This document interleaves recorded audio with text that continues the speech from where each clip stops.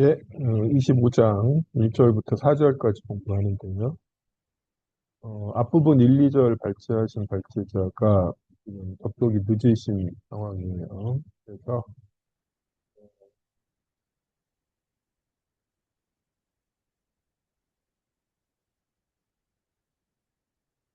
발제문에 그 첨부한 질문 관련해서는 조금 이따가 진행하도록 할 거고요.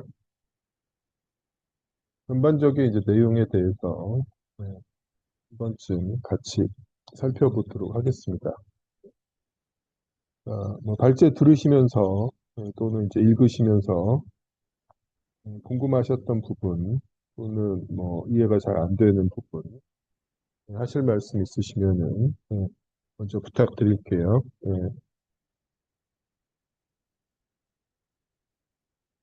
편하게 말씀해 주시면 됩니다.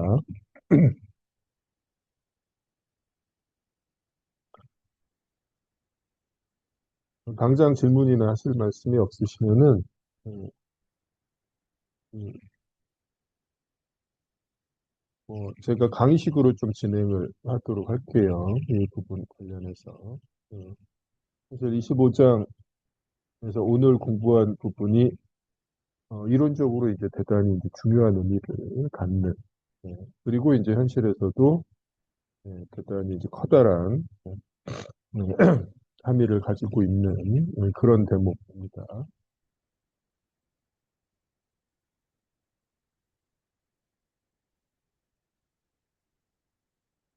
25장 제일 첫머리에 막스가 하고 있는 얘기가 이거예요. 자본의 증가가 노동자 계급의 운명에 미치는 영향을 고찰한다. 이게 25장의 목표다라고 이야기하고 있습니다. 자, 근데 그 중에서 이제 가장 중요한 게 뭐냐라고 했을 때 이렇게 이야기하고 있어요. 자본의 구성과 축적 과정에서 일어나는 이 구성의 변화다. 이렇게 이야기합니다. 그래서 자본의 구성이라는 개념을 이해하는 게 가장 중요합니다. 알고 나면은 우리가 이미 이제 인식하고 있는 내용이다라는 걸 확인하실 수 있을 텐데 예, 그동안 예, 제가 뭐 앞에서 우리 공부 진행하면서 조금 이런저런 내용들이 이제 뒤에 나온다라고 이제 말씀드렸던 그 항목이기도 해요. 자, 4번의 구성이란 건 뭐냐라고 했을 때 뭐 이런 얘기죠. 자, 어떤 사회든 어떤 경제 형태든 간에 생산을 위해서는 생산수단과 노동력이 필요합니다. 그리고 뿐만 아니라 이 생산수단과 노동력이 일정한 비율로 결합되어야 한다라는 거죠. 음, 자, 이를테면 기계 한 대를 노동자 한 명이 관리하는 상황, 뭐 이런 거를 우리가 생각해 볼 수가 있습니다. 어, 근데 이런 식의 생산수단과 노동력 사이의 비율은 한편에서는 생산 분야마다 달라질 수가 있어요.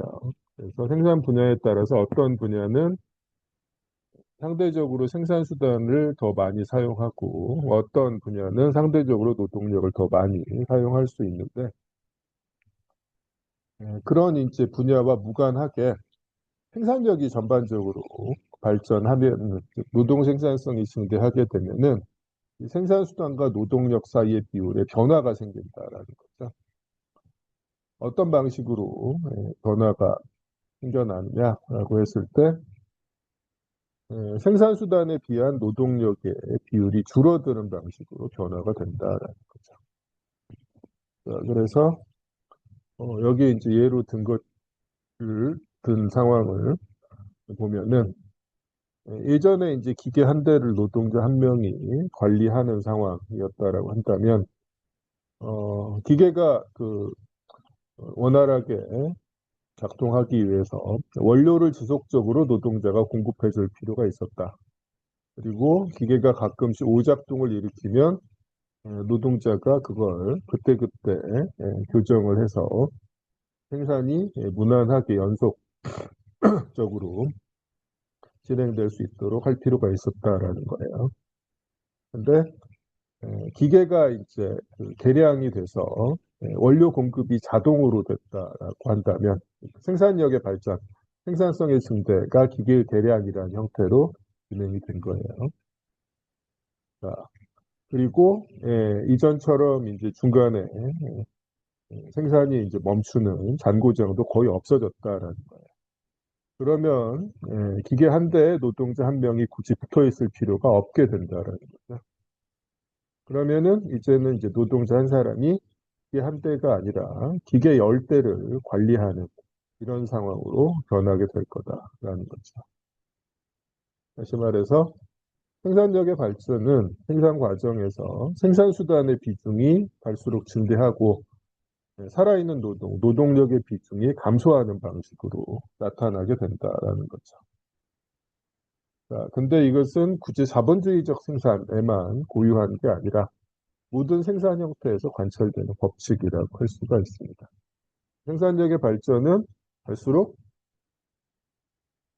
살아있는 노동의 비중을 생산 수단에 비해서 줄이는 방향으로 작용한다라는 거죠. 자, 우리는 자본주의적 생산을 공부하고 있고요. 그럼 자본주의적 생산에서 이렇게 생산 수단과 노동력 사이의 결합 비율의 변화는 어떻게 나타날 거냐라는 겁니다. 자, 자본주의적 생산에서 생산 수단은 불변 자본으로, 노동력은 가변 자본으로 나타나잖아요.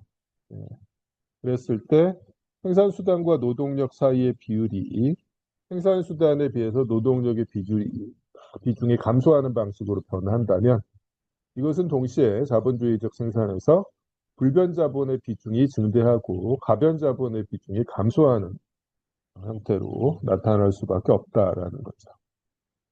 그래서 예전에 기계 한 대를 구매하기 위해서 자본가가 지출한 불변 자본 네, 이제 투한 부분이 금액이 1,000억 원이었고 노동자 한 명에게 지불한 임금이 가변 자본 1,000만 원이었다라고 한다면 자, 기계 한 대당 노동자 한 명이라는 비율이 기계 10대당 노동자 한 명으로 되었을 때 기계의 가격, 불변 자본의 가치가 그대로라고 한다라면은 예, 예, 불변 자본과 가변 자본 사이의 비율이 1,000억 원 대 1,000만 원에서 1조 원 대 1,000만 원으로 이제 증대할 거다라는 거예요. 그래서 생산수단과 노동력 사이의 비율이 지금 생산력의 발전에 따라서 10배 증대했는데 거기에 따라서 불변 자본과 가변 자본 사이의 비율도 10배 증대한 게 되겠죠. 자, 그런데 여기서 이제 우리가 추가적으로 생각해야 될 게 뭐냐면은 생산력의 발전, 생산성의 증대는 생산수단의 가치를 감소시키게 된다라는 거예요. 무슨 소리예요? 예전에 기계 한 대가 1,000억 원이었는데 지금은 훨씬 성능이 좋은 기계가 생산에 투입됨에도 불구하고 이걸 재생산하는데 새로운 개량된 기계를 생산하는데 사회적으로 필요한 노동 시간이 오히려 줄어들어서 기계 한 대가 800억 원에 팔리게 된다. 그러면 자본가 입장에서는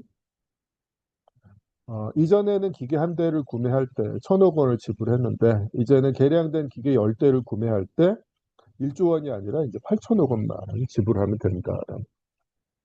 자, 그러면 어떤 일이 벌어졌습니까? 생산수단과 노동력 사이의 비율이 10배 증대했는데 불변자본과 가변자본 사이의 비율은 10배가 아니라 8배 증대하게 되죠. 자, 이게 이제 현실에서 일어나는 방식이다라는 거죠. 그래서 노동 생산성의 증대가 생산수단의 가치를 감소시키기 때문에 불변자본 가치의 증대가 생산수단의 이제 양적 증대보다는 훨씬 완만하게 나타나게 된다라는 거죠. 자, 여기서 이제 막스가 몇 가지 이제 비율을 정의를 하죠. 생산수단과 노동력 사이의 비율을 뭐라고 정의했어요? 자본의 기술적 구성이라고 정의를 했습니다. 그리고 불변자본과 가변자본 사이의 비율을 자본의 가치 구성이라고 정의하죠. 근데 어떤 일이 일어났습니까? 예, 생산수단과 노동력 사이의 비율, 자본의 기술적 구성이 생산성의 증대에 따라서 10배 증대했는데 그에 따라서 불변자본과 가변자본 사이의 비율, 자본의 가치 구성이 정확하게 10배는 아니지만 8배 증대를 한 거죠. 자, 예, 이런 식으로 기술적 구성의 변화, 생산수단과 노동력 사이의 이제 비율의 변화를 예, 가치 구성, 예, 불변자본과 가변자본 사이의 이제 비율이 반영했을 때 이것을 뭐라고 부르냐면 자본의 유기적 구성이라고 이제 부릅니다. 그래서 우리 이제 본문을 한번 보면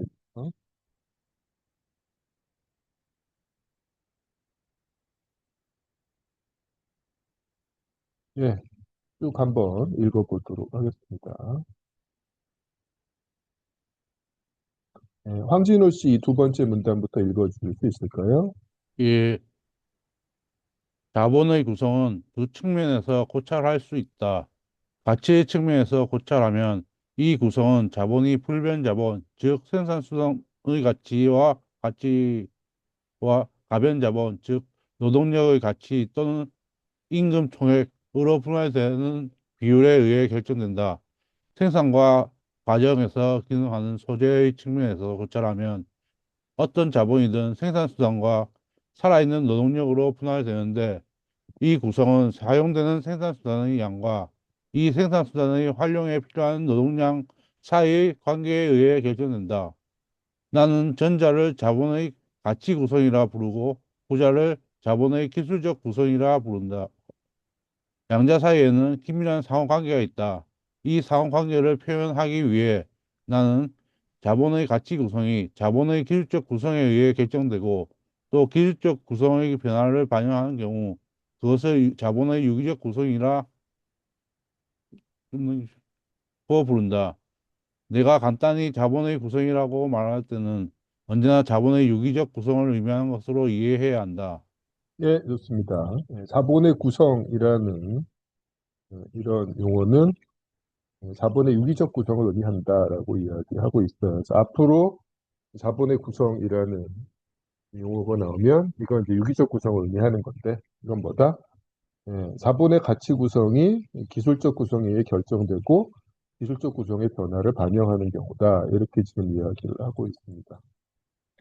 조금 더 이제 줄여서 쓰면은 기술적 구성의 변화를 반영한 가치 구성.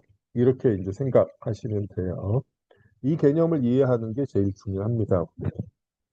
근데 이제 왜 이런 개념을 막스가 도입했느냐라고 했을 때 결국 생산력의 발전, 노동 생산성의 증대가 예, 어떤 영향을 미치게 되는가를 분석하기 위한 그런 개념이다라는 거죠. 그래서 세팅을 한번 볼까요? 박정준 씨가 채팅으로 질문을 해주셨는데 자본의 가치 구성이 자본의 유기적 구성이 아닌 경우가 있느냐라고 했는데 자, 유기적 구성의 정의는 그냥 가치 구성이 아니라 기술적 구성의 변화를 반영한 가치 구성인 거죠. 자, 무슨 소리냐면 기술적 구성이라는 건 생산수단과 노동력 사이의 비율이에요. 근데 생산수단과 노동력 사이의 비율이 변화하지 않았는데도 가치 구성이 변화할 가능성이 있습니다. 어떤 경우에 그래요? 자, 원료 가격이 갑자기 급등했다. 지금 당장 그 미국에서 이란에다가 이제 폭격을 가해서 최고 지도자를 살해했어요. 그러면서 이제 그 전쟁 상태에 들어가 있는 거고, 그러면서 이제 국제 원유 가격이 상승할 것으로 우리가 예측을 하고 있잖아요. 자, 그랬을 때 그건 결국 자본가 입장에서 예, 생산수단과 노동력 사이의 비율은 전혀 변하지 않았는데 그 불변 자본에 해당하는 예, 원료 가격의 상승을 통해서 가치 구성에 이제 변화를 강제받는 거죠. 이런 경우에는 이게 자본의 유기적 구성이라고 볼 수가 없다라는 거야. 그렇죠? 자, 그래서 어찌 보면 뻔한 것 같은데 왜 이런 개념을 도입했느냐? 다시 한번 생산력의 발전, 노동 생산성의 증대가 어떤 영향을 미치는지를 분석하기 위한 개념이다라는 거죠. 예, 관련해서 또 질문 있으시면 해주시고요. 이 개념에 대해서. 이걸 제대로 이해하는 게 진짜로 중요합니다. 자, 그런데 조금 여러분이 이제 염두에 두셔야 될 게 하나 있는데요. 보통 이제 자본의 유기적 구성에 대해서 공부를 하다 보면은 어, 이 자본의 유기적 구성을 그 막스가 지금 여기서 이제 설명한 것처럼 그 이해하지 않고 대단히 이제 좁게 정의하는 그런 입장들을 볼 수가 있어요. 무슨 소리예요? 기술적 구성의 변화를 가치 구성이 그대로 즉 비례적으로 반영할 경우에만 자본의 유기적 구성이다라고 이제 주장하는 분들이 있습니다. 그래서 그 생산성의 증대에 따라서 생산수단의 가치가 감소하기 때문에 대체로 기술적 구성의 변화보다 가치 구성의 변화가 훨씬 완만하게 되는데 그렇지 않고 기술적 구성이 10배 증대했으면 가치 구성도 무조건 10배 증대한 경우에만 그것을 자본의 유기적 구성이라고 부르자라고 이제 주장하는 분들이 있어요. 그러면서 이것이 이제 자본의 유기적 구성에 대한 엄밀한 정의다라고들 주장을 하는데 사실 이것은 예, 막스와는 이제 다른 정의다라는 거예요. 그래서 잠시 살펴보면은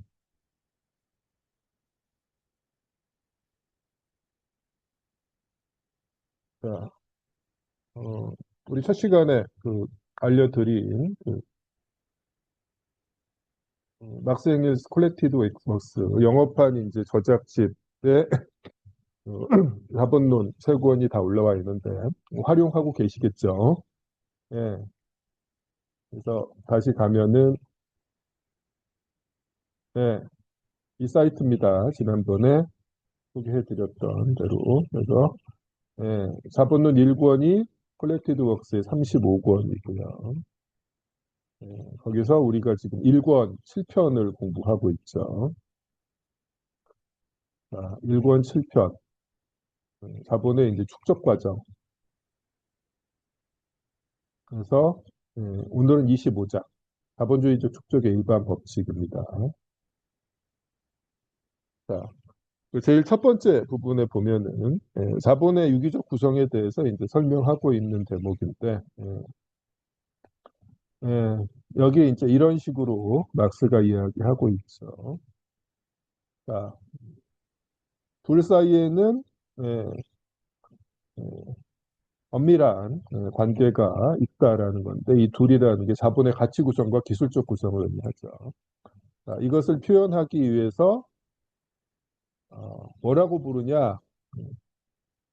자, 자본의 가치 구성이 기술적 구성에 의해서 결정되고 그다음에 미뤘습니다. 영어로.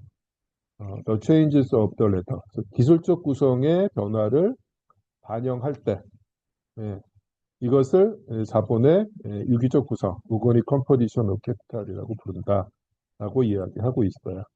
근데 이제 앞서 소개한 해석은 이걸 이제 대단히 기계적으로 이제 해석한 거죠. 그냥 반영한다가 아니라 1대1로 그대로 반영하는 경우만 자본의 유기적 구성이다. 이렇게 이제 쓰고 있다라는 거예요. 근데 예, 사실 이것 자체가 막스의 생각과 이제 다르다는 건 오늘 이제 공부할 범위를 읽어보셨으면 어렵지 않게 확인하실 수가 있었을 겁니다. 자, 무슨 소리냐? 예. 자, 2절에서 이제 이미 그 이야기가 나와 있어요.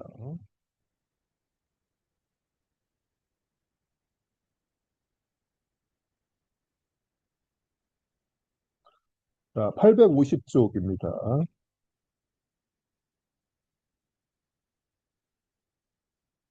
자, 850쪽을 같이 한번 읽어보도록 하겠습니다.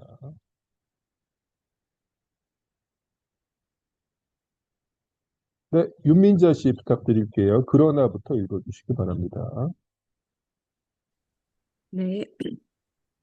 그러나 자본의 불변 부분에 대비한 가변 부분의 감소 또는 자본의 가치 구성의 변화는 자본의 소재적 구성 부분들의 구성 변화를 대체적으로 표시할 뿐이다. 예컨대 방적업에 토화된 자본 가치는 18세기 초기에는 2분의 1이 불변 자본, 2분의 1이 가변 자본으로 구성되고 있었지만 현재는 8분의 7이 불변 자본, 8분의 1이 가변 자본으로 구성되고 있다. 그런데 현재 일정한 양의 방적 노동이 생산적으로 소비하는 원료, 노동수단 등의 양은 18세기 초에 비해 수백 배나 된다. 그 이유는 간단하다. 노동 생산성의 향상에 따라 노동이 소비하는 생산수단의 양은 증대하지만 그 양에 대비해 그것의 가치는 감소하기 때문이다. 그리하여 생산수단의 가치는 절대적으로 증가하지만 그 양의 증가에 비례해 증가하지는 않는다. 따라서 불변 자본과 가변 자본 사이의 차이는 불변 자본이 전환되는 생산수단의 양과 가변 자본의 가변 자본이 전환되는 노동력의 양 사이의 차이보다 훨씬 안만하게 증대한다. 전자의 차이는 후자의 차이와 함께 증가하긴 하지만 그 증가 정도는 훨씬 적다. 예, 또한 좋습니다. 축적의 진전이 예, 가변 됐습니다. 자본, 여기까지 예, 해주세요. 예, 이제 뭐 어렵지 않게 이제 확인하실 수가 있죠. 그래서 막스가 자본의 유기적 구성이라는 개념을 결코 이런 식으로 좁게 정의하지 않았다라는 거예요. 그래서 예, 그 뭐 아주 쉽게 기술적 구성과 가치 구성이 같은 방향으로 이제 변화하게 되면은 거기다 그걸 이제 유기적 구성이라고 우리가 파악할 수가 있어요. 반드시 비례적일 필요는 이제 없다라는 거죠. 자, 근데 이제 왜 이런 식으로 이제 주장을 하는가라는 건데, 이것도 이제 박정준 씨가 또 질문을 해주셨는데, 어, 사실 이제 이게 또 그 강조할 필요가 있는 게, 그 막스주의 경제학자들 중에서도 이제 이런 식으로 이제 주장을 하면서 이걸 근거로 해서 또 다양한 방식으로 이제 막스와는 다른 주장을 하는 경우들이 이제 많거든요. 우리가 이제 보고 있는 텍스트의 역자인 김세인 교수님도 그런 식으로 주장을 하고 계시는 거예요. 그래서 지금 우리가 이제 보고 있는 그 번역본이 이제 2015년에 나온 이제 개역판인데 이 번역본이 나오기 이전에 이제 그 판본에서는 그 우리가 이제 보고 있는 그이 텍스트의 그 자본의 유기적 구성에 대한 그 설명을 하고 있을 때 어떤 식으로 번역이 돼 있었냐면 예, 자본의 가치 구성이 자본의 기술적 구성에 의해 결정되고 또 기술적 구성의 변화를 그대로 반영하는 경우라고 해서 그대로라는 단어가 여기 이제 들어 있었어요. 다시 말해서 이건 일종의 이제 역자의 월권이죠. 그래서 이제 그, 그 역자가 이제 막스를 해석하는 방식에 따라서 과도하게 이제 번역을 한 경우에 해당을 합니다. 그래서 이제 이 번역본을 이제 준비하는 과정에서 제가 이제 보조 역할을 했었는데, 그래서 이 단어는 좀 이제 빼는 게 좋지 않겠느냐라고 이제 말씀을 드려가지고, 이 단어는 삭제하긴 했는데, 그렇더라도 이제 그분의 입장이 변하지는 않았어요. 그래서 나중에 이제 그 잡았는 3권 공부하게 되면은 이분이 이제 3권 역자 서문에도 이 내용에 관해서 이제 그 요약을 하고 계신데 거기도 이제 그런 입장을 견지하고 계시고 사실 이제 그것뿐만 아니라 거기에 더해서 3권 3편에서 우리가 다루게 될그 이윤율의 경향적 조화 법칙에 대한 그 해석도 막스와 다릅니다. 근데 그 출발점이 이 자본의 유기적 구성에 대한 막스와는 다른 해석이다라는 거죠. 그리고 이제 그 이윤율의 경향적 저하 법칙이 또 자본주의 경제의 고질적인 경제 위기, 공황과도 밀접한 관련을 가지고 있는데 그렇기 때문에 필연적으로 공황을 설명하는 그런 이제 이론 자체도 막스와는 이제 다른 방식으로 전개를 하게 된다라는 거죠. 그래서 이것들이 이제 다 엮여 있기 때문에 이 개념을 이제 정확하게 이해하는 게 이제 중요하다라는 거예요. 어쨌거나 그 막스 자신의 서술을 보지 않고 2차, 3차 문헌을 통해서 이제 공부를 할 때는 나름 이제 그 권위 있는 그 사람의 이제 해석을 이제 따라가기 때문에 그런가 보다 하기 쉽죠. 특히 이제 한국 같은 경우는 뭐 지금 역사가 고인이 되셨지만은 아직까지는 이제 그 처음 이 주제를 이제 공부하는 분들이 접하게 되는 뭐 기본적인 뭐 개론서라든지 그 강의를 이분이 이제 남겨놓으신 걸 가장 많이 접하게 될 가능성이 높아요. 근데 뭐 그분의 이제 그 흔적이 이제 얼마나 진하게 남아있든지 간에 막스와는 이제 다른 그런 이제 해석을 하고 있는 거다라는 걸 확인하실 필요가 있어요. 그리고 사실 좀 더 나가서 말씀드리면 그 김소영 교수님이 이제 주장하셨던 내용은 본인의 독자적인 것이라기보다는 이분이 이제 그 영국에서 유학하면서 학위를 받으셨는데 그때 이제 그 박사 논문을 지도했던 지도 교수들의 입장입니다. 그래서 이제 영국에 있는 이제 한 대학에서 그 자리를 잡고 그 막스주의 경제학을 이제 꽤나 오래 강의를 했던 그런 이제 그 학자들이 있는데 그 학자들이 그 만들어낸 이제 그런 그 해석과 이제 아이디어를 이제 그대로 따라 배워서 한국에서도 계속 설파를 하셨던 거예요. 네? 어쨌거나 그 막스와는 이제 다른 이야기다라는 거죠. 그걸 우리가 확인할 필요가 있다라는 거죠. 네. 자, 지금 우리가 이제 본 게 이제 영어식 그 영어 영문 영역본을 봤는데 독일어판에는 뭐 다르지 않냐라고 하셨는데 뭐 제가 지금 그 독일어 단어를 아주 정확하게 기억하지는 못하는데 한번 찾아봤었는데 예, 딱히 이제 차이가 없는 단어였던 걸로 기억을 합니다. 그래서 예, 어쨌거나 이제 뭐 미러라는 이제 단어를 가지고 그대로 반영한다라고 이제 주장을 할 수는 있을 텐데 본문을 읽어보면 이제 막스가 결코 이제 그런 식으로 비례적인 변화만을 향정하지 않았다는 걸 확실히 알 수 있다라는 거죠. 예. 그래서 이제 나중에라도 여러분이 이제 그 다른 책이나 이제 다른 사람 분들하고 이제 이야기를 할 때, 앞서와 같은 이제 그런 해석들을 이제 접하게 되면은 막스 자신이 어떤 식으로 정의했는지를 근거로 해서 여러분이 판단을 해보실 필요가 있다라는 거죠. 그래서 우리가 이제 귀한 시간을 내서 직접 원문을 이제 읽는 이유가 이런 거다라는 거예요. 그래서 이제 주변에 이제 떠돌아다니는 얘기 또는 이제 어떤 권위자의 해석을 그대로 따라가는 게 아니라 이 사람이 정확하게 이제 무슨 이야기를 했는지를 우리가 알 필요가 있다라는 거겠죠. 네. 예, 좋습니다. 또 질문이나 하실 말씀 있으면 부탁드리고요.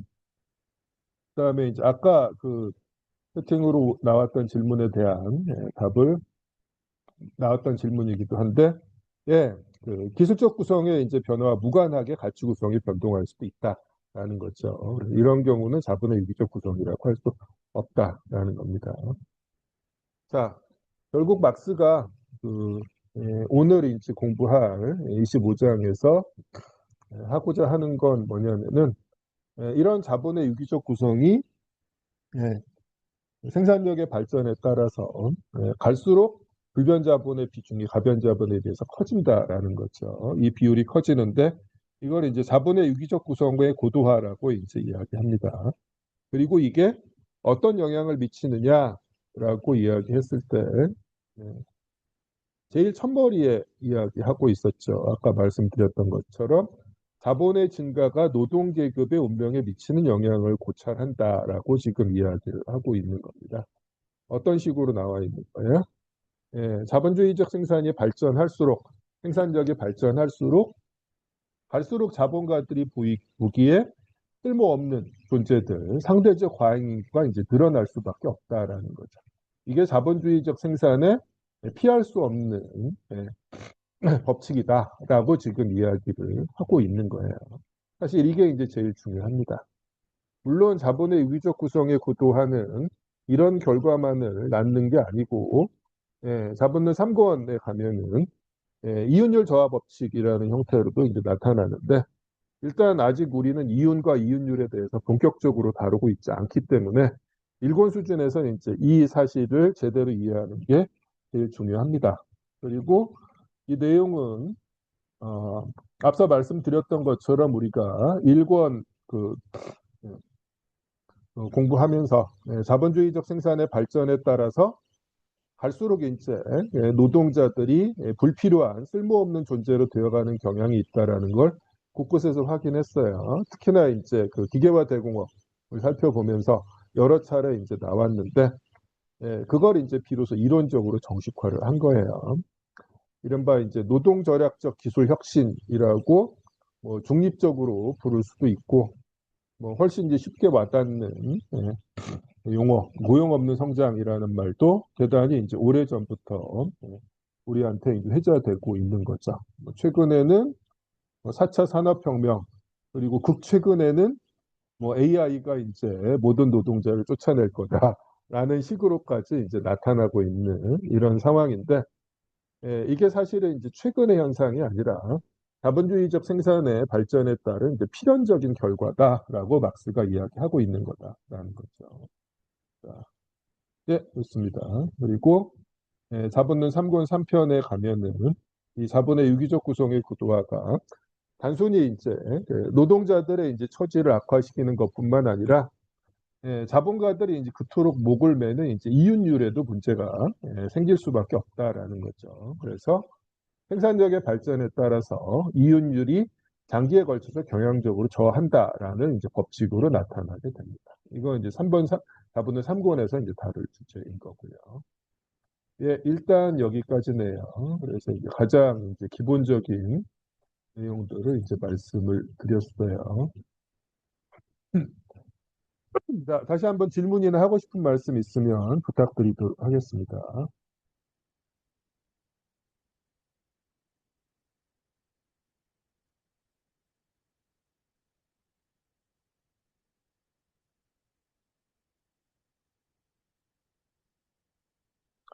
무엇인가요?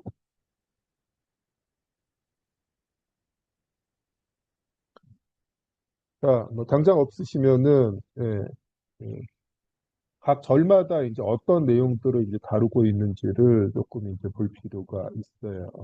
그래서 예, 그 절의 이제 제목을 보면은 1절 같은 경우는 뭐라고 이야기하고 있습니까?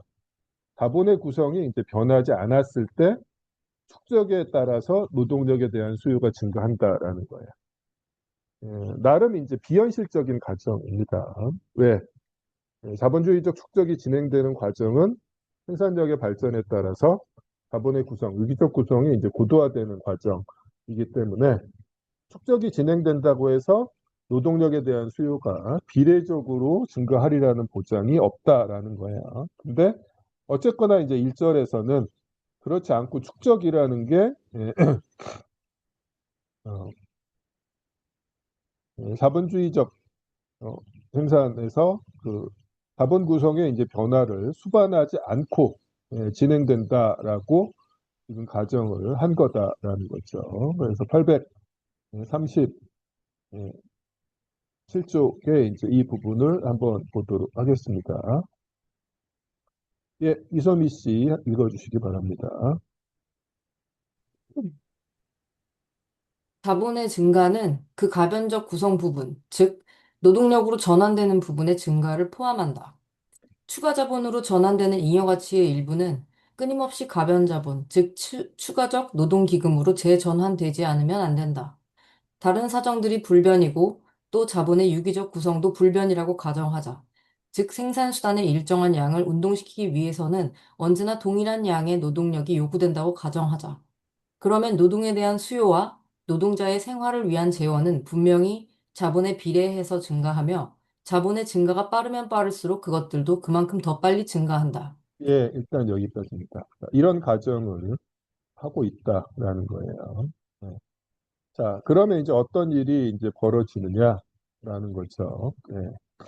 이런 경우에는 어쨌거나 축적이 진행되는 과정에서 노동력에 대한 수요가 비례적으로 이제 증가하기 때문에 이른바 이제 임금 상승이라는 게 자본가에게 문제를 일으키기 수 있다라는 거야. 그러면서 이제 자본가들이 단골로 하는 얘기가 예, 그 임금 인상 때문에 이제 그 경제가 어려워진다라는 식의 이제 논리가 이제 여기서 성립하게 되는 거거든요.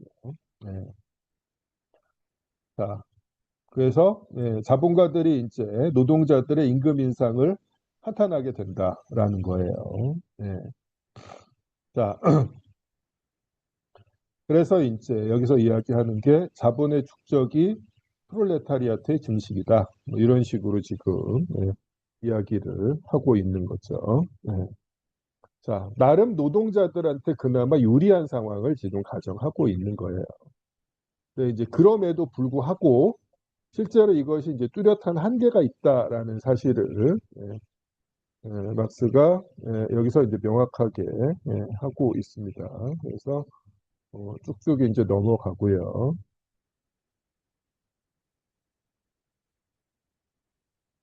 자, 843쪽에 보면은 지금 842쪽하고 3쪽에는 멜서스에 대한 꽤나 그 재미있으면서도 신랄한 각주가 있습니다. 한번 꼭 읽어보시기 바랍니다. 멜서스라는 사람의 이제 실체를 정확하게 이제 알려주고 있어요. 자, 어쨌거나 843쪽에 보면은 지금까지 가정한 축적 조건, 즉 자본의 구성이 이제 변하지 않는 상황을 상정했을 때 노동자들에게 이것이 가장 유리한 축적 조건이다라는 거죠. 네. 그러면 그나마 이제 노동자들이 먹고 살 만한 상황이다라는 이제 이야기예요. 근데 그렇다라고 해서 예, 노동자들의 자본에 대한 종속과 착취가 사라지는가라는 거죠. 그렇지 않다라는 겁니다. 그게 이제 어떤 의미인지를 여기서 이야기를 하고 있어요. 자, 뭐 이 부분 같이 한번 읽어보는 게 좋겠네요. 예, 이소미 씨 계속 읽어주시기 바랍니다. 지금까지 가정한 축적 조건, 즉 노동자들에게 가장 유리한 축적 조건에서는 자본에 대한 노동자들의 종속 관계는 견딜만한 또는 이든의 말대로 편안하고 자유로운 형태를 취한다.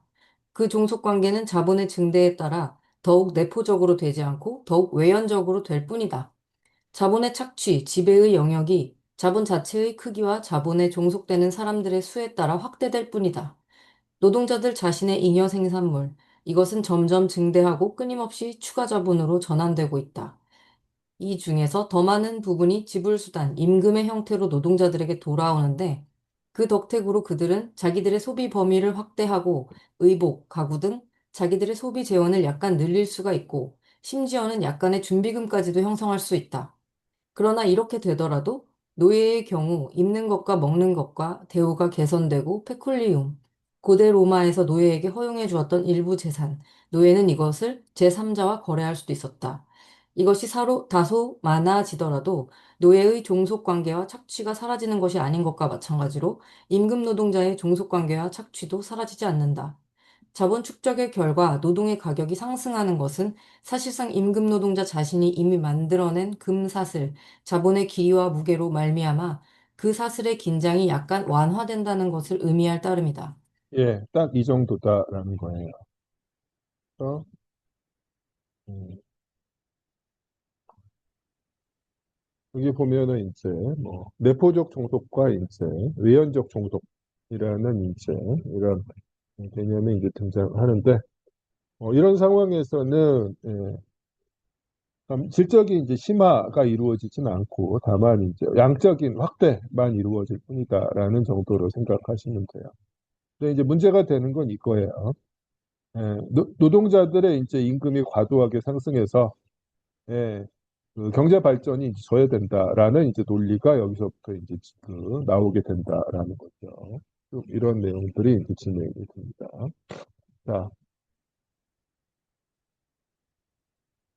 자, 근데 이제 결코 그렇게 이제 될 수 없다라는 것들을 막스가 여기서 이제 반박을 하고 있습니다. 예. 자, 일단 이제 그 임금 상승이라는 것들이 이제 뭘 의미하는가라는 거죠. 자, 여기 보면은 이제 우리가 지난번에 임금편에서 본 것처럼 노동의 가격, 이른바 시간당 임금률은 하락하는데도 노동일의 연장에 따라서 임금이 증가할 수 있는 경우도 이제 도 많다는 걸 확인했는데 그렇지 않은 경우다라고 하면은 예, 글자 그대로 이제 그 노동의 가격이 하락하지 않으면서 임금이 증가한 경우는 뭘 의미하는 거냐? 기껏해야 부분 노동의 양적 감소를 의미할 뿐이다라는 거죠. 즉 노동자가 생산한 가치가 임금과 잉여 가치로 나누어지는데 그 중에서 이제 잉여 가치 부분이 결코 조금 줄어들 뿐이고 이 감소는 결코 어떻게 된다? 결코 체제 자체를 위협하는 정도에까지는 도달할 수 없다라고 지금 명확하게 이야기하고 있습니다. 자, 이 부분을 유미리 씨께서 읽어주시기 바랍니다. 임금의 증가는부터요. 네, 임금의 증가는 기껏해야 노동자가 제공해야 할 어, 지불받지 않는 노동의 양적 감소를 의미할 따름이다. 이 감소는 결코 자본주의 체제 그 자체를 위협하는 점까지 도달할 수는 없다. 임금률을 둘러싼 폭력적 충돌, 애덤 스미스가 이미 지적한 바와 같이 이런 충돌에서는 고용주는 대체로 이긴다를 도외시한다면 자본 축적의 결과 노동의 가격이 등기하는 것은 다음과 같은 두 경우 중 어느 하나를 의미한다. 첫째로 노동의 가격이 등기해도 축적의 진행은 방해받지 않기 때문에 그것이 계속 등기하는 경우다. 이것은 전혀 이상하지 않다. 왜냐하면 스미스가 말하고 있는 바와 같이 자본 이윤이 감소한 이후에도 자본은 계속 증가할 수 있을 뿐 아니라 이전보다 더욱 빠르게 증가할 수 있다. 이윤율이 낮은 거대 자본은 이윤율이 높은 소규모 자본보다 일반적으로 빠르게 증가한다. 이 경우 지불받지 않는 노동의 감소는 자본 지배의 확대를 결코 방해하지 않는다는 것은 분명하다. 둘째로 노동 가격의 등기로 이윤이라는 자극이 감소되어 축적이 약화되는 경우다. 축적률, 잉여가치 중 자본으로 재전환되는 비율은 감소한다. 그러나 이 감소와 더불어 이 감소의 원인, 자본과 착취 가능한 노동력 사이의 불균형, 즉 착취 가능한 노동력의 양을 첨가하는 자본의 양이 사라진다. 따라서 자본주의적 생산 과정의 기구는 생산 과정이 만들어낸 일시적 장애물을 스스로 제거한다. 노동의 가격은 다시 자본의 자기 증식력에 적합한 수준, 이 수준이 임금 등기가 시작하기 전에 정상적이라고 생각되던 수준보다 낮든지 같든지 또는 높든지 간에 그것으로 떨어진다. 이런 그리하여 식으로 이제 된다라는 거예요. 그래서 자본가들이 뭐 임금을 올려주더라도 상관없다라고 생각했을 때는 문제없이 이제 축적이 진행되고 자본가들이 야 임금이 너무 올랐다라고 이제 생각하면은 축적을 줄이면서 그것 때문에 이제 다시 임금이 이제 하락할 수밖에 없다라는 거죠. 자, 여기서부터 다시 읽어주십시오. 바로 이론부터요. 바로 이런 자본 축적의 절대적 운동이 착취 가능한 노동력의 양의 상대적 변동에 반영되고 있을 뿐인데도 마치 착취 가능한 노동력의 양 자체의 독립적인 운동이 전자를 일으키는 것 같이 보인다. 수학적 표현을 빌리면 축적률이 독립 변수이고 임금률은 종속 변수이지 그 반대가 아니다. 예, 예컨대 그렇습니다. 그렇죠. 결국 이제 축적률이 임금률을 결정하게 되는 건데 마치 이제 임금이 독립 변수고 그래서 이제 축적에 영향을 미치는 것처럼 끊임없이 이제 선전을 하고 있다라는 이야기예요. 자, 뭐 그다음에 나와 있는 얘기는 일종의 이제 그 예시입니다. 또는 비유죠. 네. 공항에서 뭐 무엇이 공항 국면에서 나타나는 사실로 네, 사실에서 이제 부르주아 경제학자들이 원인과 결과를 이제 정반대로 이야기하고 있다. 라는 이제 이야기입니다. 네. 예, 그 다음에 이제, 그, 이어서, 음, 네, 차윤욱 씨 읽어주시겠어요? 이른바부터요.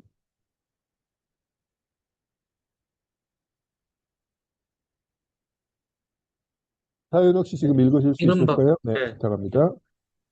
이른바 자연적 인구 법칙의 바탕을 이루는 자본주의적 생산의 법칙은 간단히 말해 자본 축적과 임금률 사이의 관계는 자본으로 전환된 지불받지 않는 노동과 추가 자본의 운동에 필요한 추가적 지불받는 노동 사이의 관계로 함된다는 점이다. 따라서 그것은 결국 두 개의 서로 독립적인 양, 즉 자본 크기와 노동 인구 수 사이의 관계가 아니라 결국은 동일한 노동 인구의 지불받지 않는 노동과 지불받는 노동 사이의 관계에 불과하다. 만약 노동자 계급이 제공하고 자본가 계급이 축적하는 지불받지 않는 노동의 양이 급속히 증가해 그것이 자본으로 전환되기 위해서는 지불받는 노동의 비상한 추가가 필요한 경우 임금은 등기하며 그리고 기타 조건이 같다면 지불받지 않는 노동은 임금 등기에 비례해 감소한다. 그러나 이 감소는 자본을 길러내는 잉여 노동이 더 이상 정상적인 양으로 제공되지 않는 점에서 도달하자마자 반작용으로 시작된다. 즉 수입, 잉여 가치를 가리킨다. 자본화되는 부분은 감소하고 축적은 쇠퇴하며 임금의 등기 운동은 장애에 부닥친다. 그리하여 임금의 등기는 자본주의 체제의 토대를 침해하지 않을 뿐 아니라 점점 더 확대되는 규모의 재생산을 보장하는 한계안을 머문다. 따라서 경제학자들에 의해 자연법칙으로까지 신비화되고 있는 자본주의적 축적 법칙이 실제로 표현하고 있는 것은 자본관계의 끊임없는 확대 재생산을 매우 위태롭게 할 수 있는 노동 착취도의 어떤 감소와 노동 가격의 어떤 등기도 자본주의적 축적의 성격 자체에 의해 배제되고 있다는 점이다. 그것은 물질적 부가 노동자의 자기 발전 욕구를 충족시키기 위해 존재하는 것이 아니라 도리어 노동자가 현존 가치의 증식 욕망을 충족시키기 위해 존재하는 그런 생산 양식에서는 그렇게 될 수밖에 없다. 종교에서는 인간 자신의 두뇌의 산물이 인간을 지배하듯이 자본주의적 생산에서는 인간 자신의 손의 산물이 인간을 지배한다. 네, 이렇게 봅니다. 그래서 지금 우리가 1절에서 가정하고 있는 게 축적이 진행되는 과정에서 자본 구성이 불변이라는 거예요. 노동자들한테 가장 유리한 조건인데 그런 상황에서도 결코 임금의 등기라는 게 자본주의적 생산 자체를 위협하지 않는다라는 이제 이야기입니다. 자, 이게 이제 1절의 핵심이라고 할 수가 있어요. 근데 이제 2절에서부터는 이제 얘기가 달라지죠. 실제로는 어떻게 되냐라는 거죠. 가변자본 부분이 갈수록 이제 점점 줄어들게 된다라는 것. 그래서 이제 어떤 일들이 벌어지는가에 대한 이야기가 그다음에 이제 나와 있습니다. 그래서 결코 그렇게 될 수 없다라는 거고요.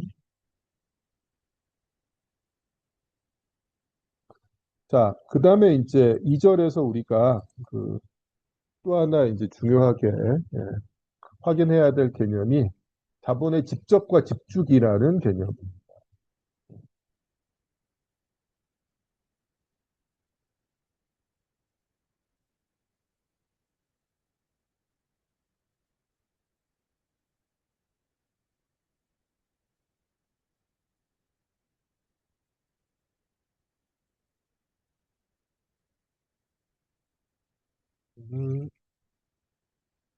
같이 또 읽어보도록 하겠습니다.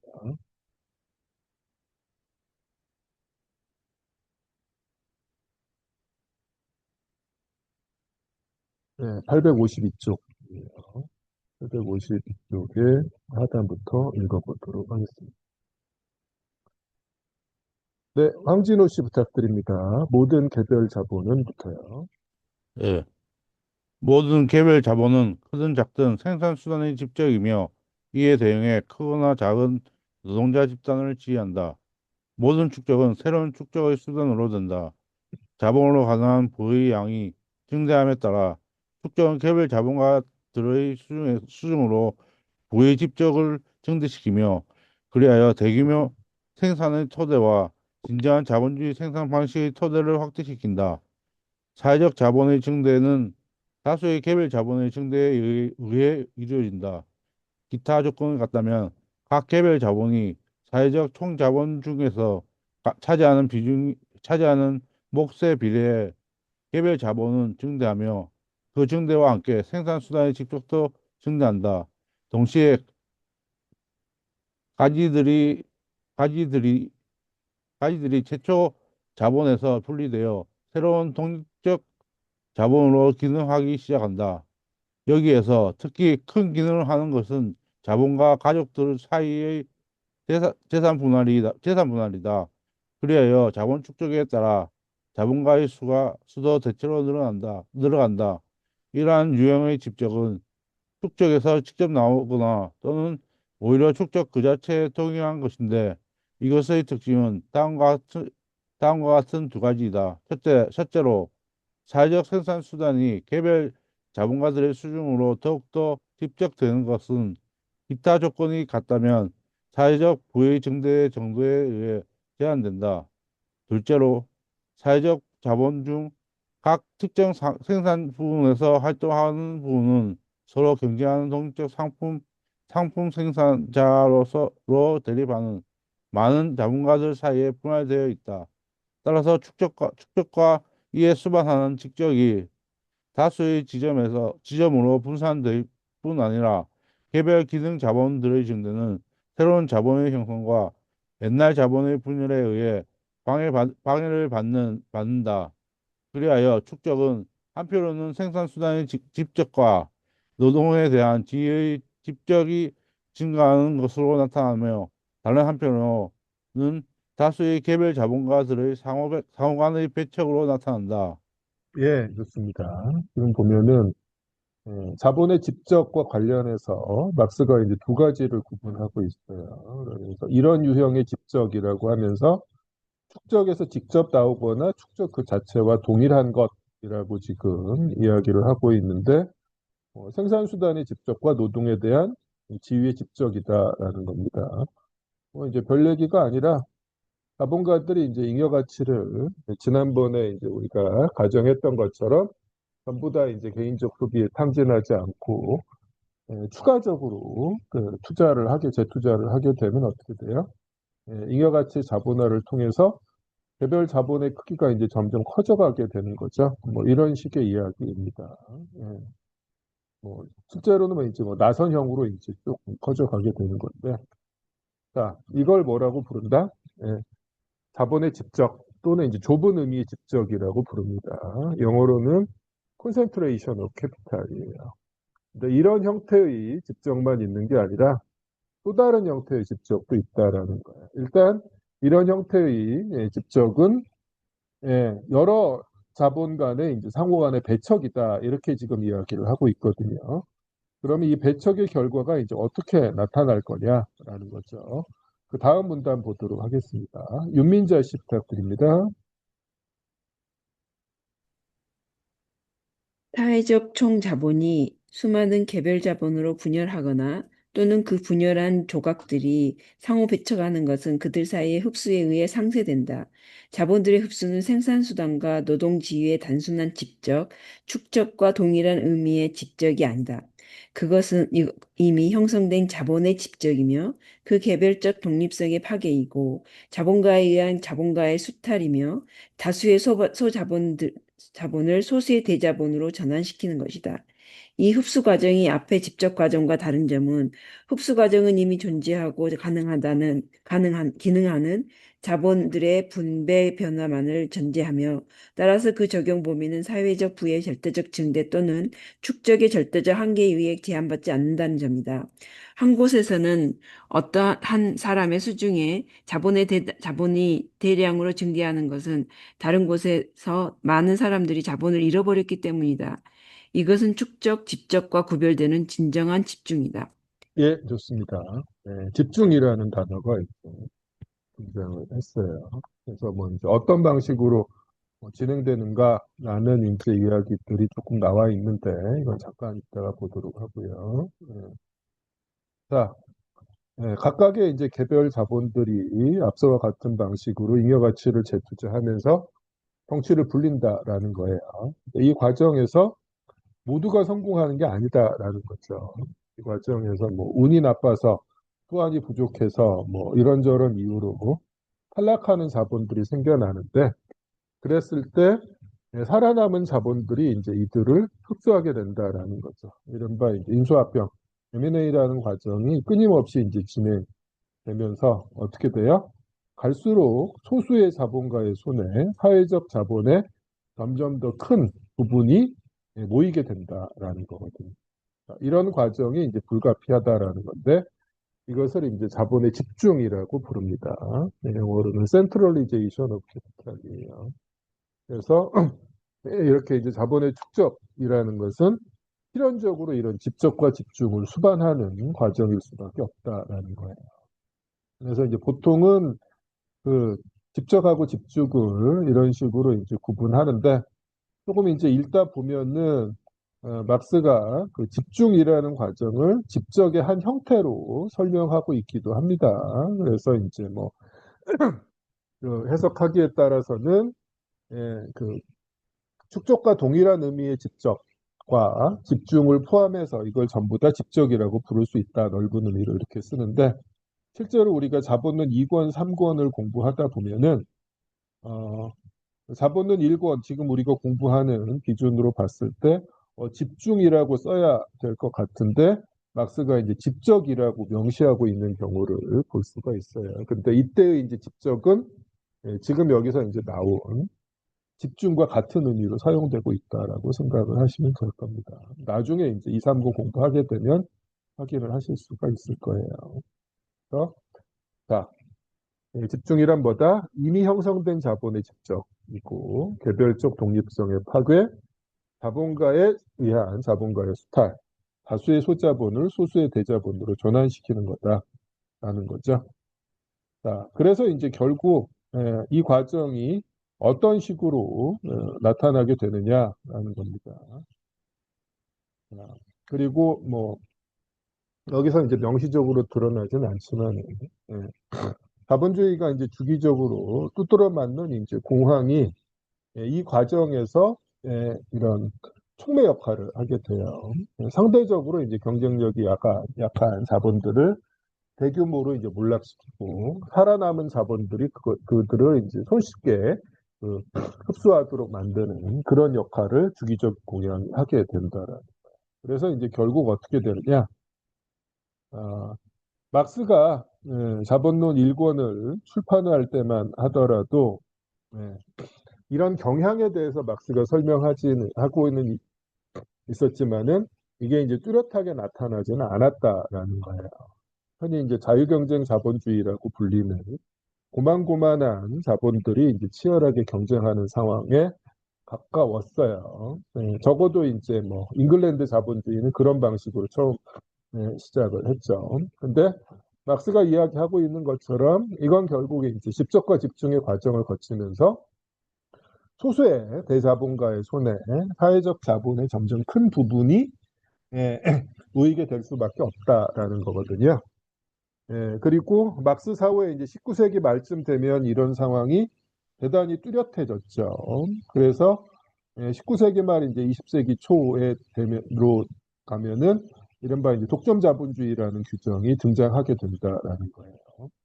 그래서 막스가 독점 자본주의라는 용어를 명시적으로 사용하지는 않았습니다. 근데 결국 이렇게 될 수밖에 없다라는 경향을 법칙으로서 이미 제시하고 있었다라는 거죠. 그걸 확인하실 수가 있어요. 그 과정에서 어떤 역할들을 어떤 일들이 벌어지는지 그리고 이른바 이제 신용이라는 게 어떤 역할을 하는지에 대해서 여기서 이제 설명을 하고 있습니다. 마침 지금 발제자가 접속을 하신 것 같은데 이 부분 잠깐 읽어주실 수 있을까요? 854쪽의 두 번째 문장입니다. 저 말씀이시죠? 네네, 맞습니다. 기다리고 네, 있습니다. 네. 이 자본 집중의 법칙 또는 자본이 자본을 흡수하는 법칙을 여기에서 전개할 수는 없다. 몇 가지 사실을 지적하는 것만으로 충분할 것이다. 경쟁전은 상품값을 싸게 하는 방식으로 진행된다. 상품값이 싸지는 것은 기타 조건이 같다면 노동 생산성에 의존하며 노동 생산성은 생산 규모에 의존한다. 그러므로 대자본은 소자본을 격파한다. 또한 우리는 자본주의적 생산 방식의 발전에 따라 정상적인 조건에서 사업을 경영하는 데 필요한 개별 자본의 최소 금액이 증대한다는 것을 기억하고 있다. 그러므로 비교적 작은 자본은 제공업이 산발적으로나 불완전하게 장악하고 있는 그런 생산 부문으로 몰려든다. 여기에 경쟁은 대표적인 자본들의 수에 정제하고 그 크기와 관계를 정렬해준다. 경쟁은 언제나 다수의 소자본가의 멸망으로 끝나는데 그들의 자본은 부분적으로는 승리자의 수중으로 넘어가고 부분적으로는 사라진다. 뿐 아니라 자본주의적 생산의 발전과 함께 전혀 새로운 힘인 신용제도가 등장한다. 예, 좋습니다. 일단 여기까지예요. 그리고 그 신용제도에 관해서는 이제 조금 상세한 내용들이 불어판에 이제 추가가 되는데 엥겔스가 이제 이걸 갖다가 이제 독일어 사판에 추가를 했었죠. 그런 내용들이 여기 이제 쭉 진행이 되고 있습니다. 그래서 그 과정에서 이제 각주 10번 같은 경우 보면은 막스가 사후에 이제 엥겔스가 독일어 사판을 1890년대인가 이제 출간을 했어요. 그러면 이제 이미 이른바 선진 자본주의 국가들에서 트러스트라고 부르는 이제 거대 독점체들이 출현하고 있다라는 걸 이제 확인하고 있는 거죠. 이런 방식으로 진행이 되고 있습니다.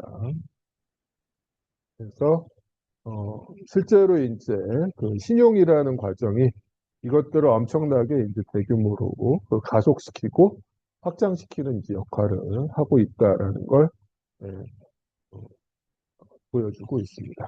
자, 뭐 이런 정도겠네요. 자, 지금 그 1절, 2절 공부하면서 그 발제자께서 그 발제문에 이제 달아 놓으셨던 내용은 따로 지금 언급하지 않고 진행을 했거든요. 예, 추가적으로 하실 말씀이 있으실까요? 발제자께서?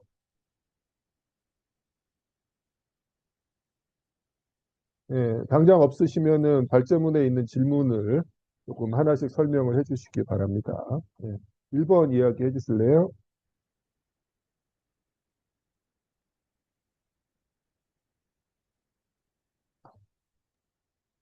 네, 자본의 축적은 프롤레타리아의 쟁식이다라는 명제가 갈수록 자동화되는 산업 구조에서도 유효한가, 나아가 자본의 집중에서도 그러한가. 예, 이거는 그 해당 문구가 있는 그 절이 1절이었잖아요. 그래서 지금 가정 자체가 자본 구성이 이제 불변이라는 가정을 하고 있었죠. 일단 그 838쪽 이야기인데요. 그죠? 예, 그 네, 이야기입니다. 네. 예, 그래서 예, 나름 노동자한테 가장 유리한 조건이 있고 어쨌거나 자본주의가 성장하는 과정에서 노동자들에 대한 예, 노동력에 대한 이제 수요도 증대하는 상황을 상정하고 있는 건데 그게 어떤 방식으로 그 노동계급에게 이제 불리하게 작용하는지는 2절 이하에서 그 자세하게 나와 있는 것 같은데요. 어떨 것 같습니까?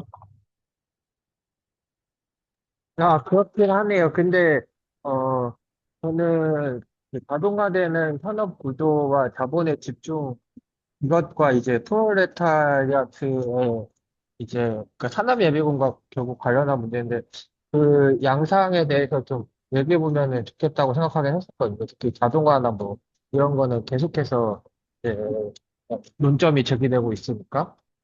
근데 이제 지금 막스가 그 2절 지나서 이제 3절하고 이제 4절에서 조금 더 이제 본격적으로 이야기하는 그 설명하고 있는 그 내용들이 뭐 오늘날까지도 그대로 그리고 점점 더 급속하게 관철되고 있는 거 아닌가요? 어떻습니까? 그렇죠. 네. 근데, 예, 뭐 저는 일단 음, 그렇게 생각하는데 추가적으로 우리가 네. 또 살펴봐야 될 게 있을까 싶어서요. 그렇기는 하네요. 근데 토론 주제를 좀 뽑아야 되니까 좀 한 그런 측면도 있긴 합니다. 예, 알겠습니다. 그 2번은 어떤 내용인가요?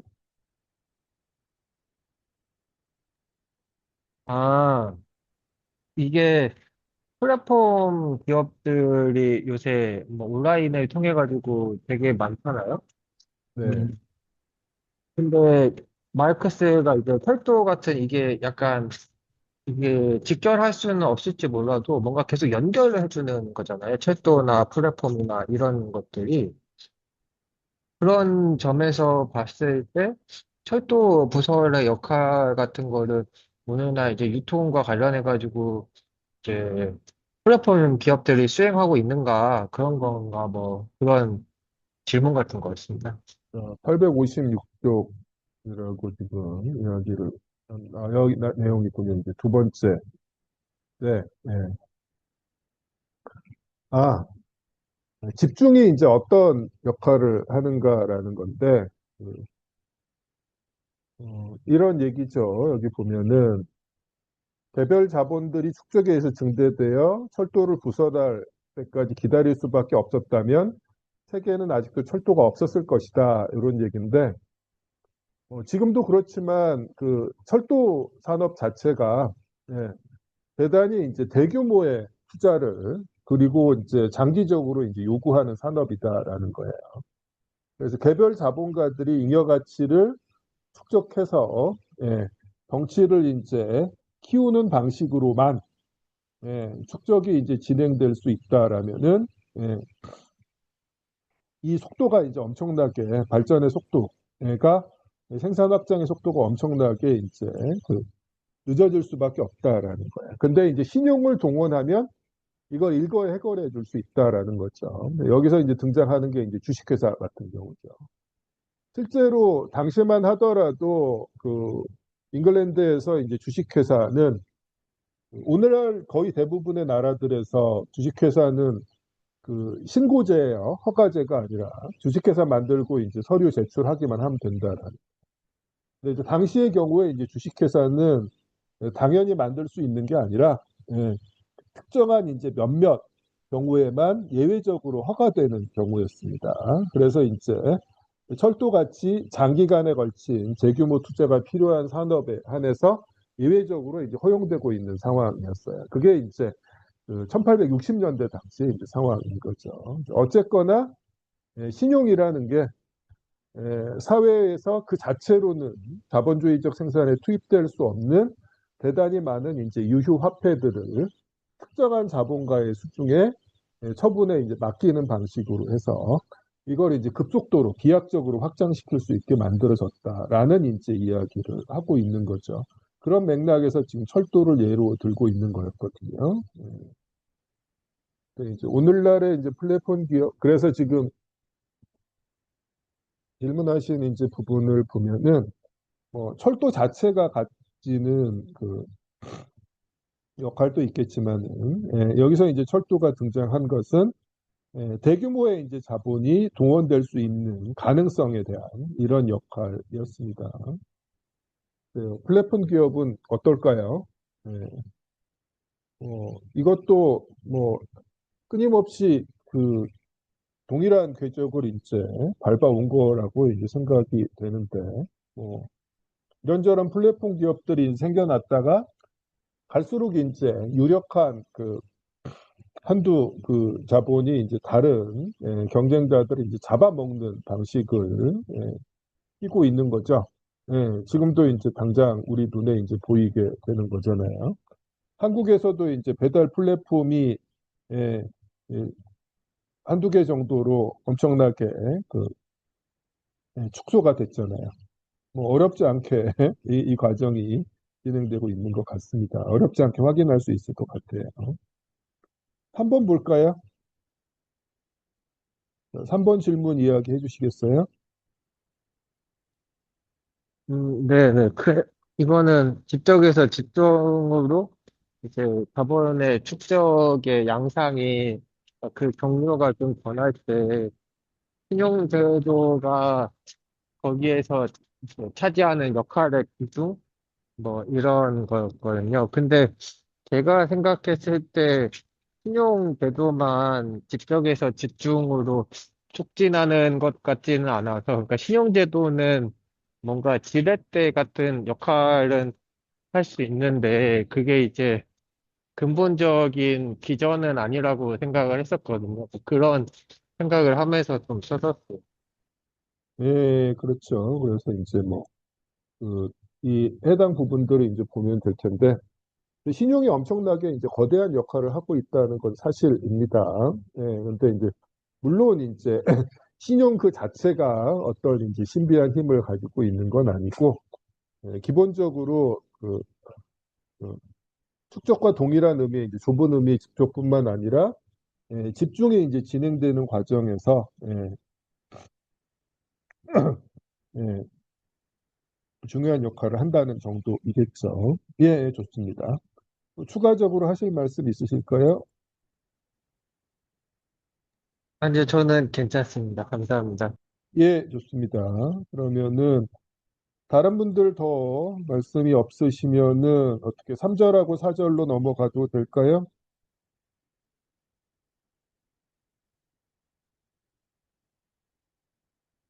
예,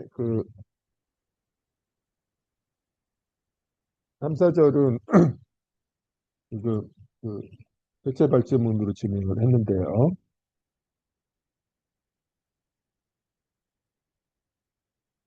자, 여기서 또 그, 중요한 얘기들이 이제 많이 나오고 있어요. 그래서 결국 자본의 위기적 구성이 고도화된다라는 게 어떤 결과로 나타날 수밖에 이제 없느냐라는 이야기인데요. 여기 보면은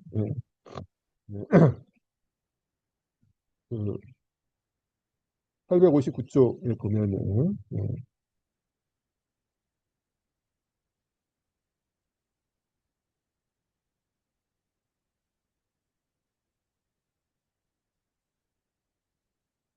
아 여기서부터 이제 보는 게 낫겠네요.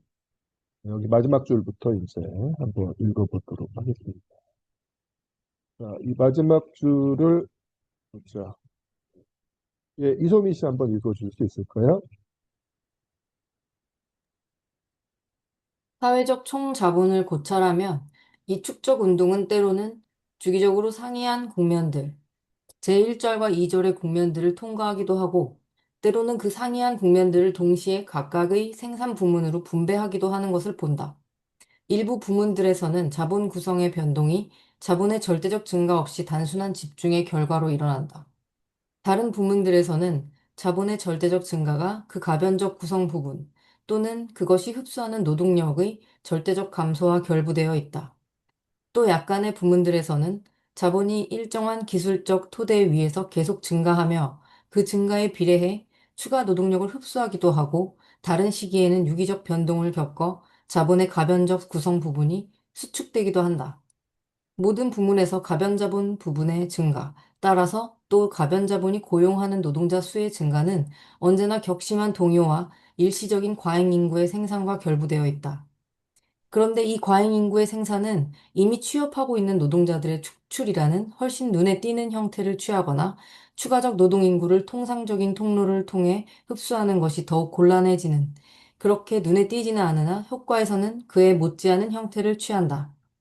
이미 기능하고 있는 사회적 자본의 크기와 증가율에 따라 생산 규모와 기능하는 노동자 수의 확장에 따라 노동자들의 노동 생산성의 발전에 따라 그리고 부의 모든 원천이 확대하고 증가함에 따라 자본이 노동자를 흡수하거나 축출하는 규모도 증대하며 자본의 유기적 구성과 기술적 구성의 변동 속도도 빨라지며 그리고 때로는 동시적으로 때로는 교대로 이 변동을 겪게 되는 생산 부문들의 수도 증대한다. 따라서 노동인구는 그들 자신이 생산하는 자본 축적에 의해 그들 자신을 상대적으로 불필요하게 만드는, 즉 상대적 과잉인구로 만드는 수단을 점점 더 큰 규모로 생산한다. 예, 좋습니다. 자, 사회 전체적인 수준에서 이제 이걸 바라보면 이게 어떻게 되느냐라는 거죠. 이런저런 일들이 일어나는데, 예, 자, 가변 자본의 증가 또는 이제 노동자 수의 증가가 동시에 이제 과잉 인구의 생산과 결부돼 있다라고 지금 이야기를 합니다. 근데 과잉 인구의 생산 중에서 이미 취업하고 있는 노동자들의 축출이라는 내용은 우리가 이미 이제 공부를 했죠. 기계에 의해서 쫓겨나는 노동자들 이런 것들을 이제 봤는데 못지않게 이제 중요한 게 뭐냐? 추가적 노동 인구를 통상적인 통로를 통해서 흡수하는 게 이제 더욱 곤란해진다라고 지금 이야기를 하고 있는 거예요. 예, 왜?